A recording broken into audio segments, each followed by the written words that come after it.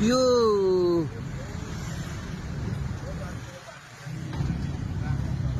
किन लक चाहिँ no parking भएर? नो पार्किङ हजुर, नो पार्किङ यो वान साइड पार्किङ हो। हजुर। यतापट्टि पार्किङ दिएको छ, यतापट्टि चाहिँ पाउँदैन सर। यो निषेधित ठाउँमा पार्किङ गर्छ, पार्किङ निषेधित क्षेत्र हो यो, हजुर त्यसैले उल्लो गरिएको। यो सडकमा नो पार्किङहरू लेखेका बोर्डहरू अलि अपर्याप्त भएर हो कि मान्छेहरू किन यसो गरिरहेको छ? रोड फर्निचरहरू हामीसँग अहिले सेन्जीकोले गर्दा किन कमी पनि हो र यहाँ हामीले पहिल्यैबाट नै पार्किङ निषेधित क्षेत्र र वान साइड पार्किङ र पारिपट्टि पार्किङ दिएको आफ्नो नगरपालिकाले। यो रोडमा चाहिँ पूर्वपट्टि पार्किङ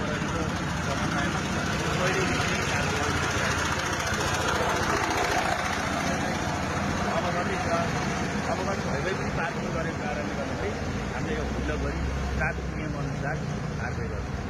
तपाईँले टिकट पनि लगाइदिनु भएको के छ यसमा चाहिँ यहाँ चालकले कसले लगायो हुल्लक भन्ने जानकारी हुँदैन कि भनेर तपाईँको गाडी हुल्लक गरिएको छ भनेर सम्पर्क नम्बर ट्राफिक कार्यालयमा सम्पर्क गर्नको लागि 103 लगायत हेल्पलाइन नम्बर छोडेका छौँ। कारबाही के हुन्छ खास? उहाँलाई निषेधित ठाउँमा पार्किङ गरेको पछिमा 500 रुपियाँ जरिमाना हुन्छ पहिलोपटक। दोस्रो पटक पर्नु भएको छ भने 1000, तेस्रो पटक पर्नु भएको छ भने 1500। अटोमेटिक अनलाइनबाटै देखिन्छ हामीले गर्ने। मतलब विमल तिवारी हिमालय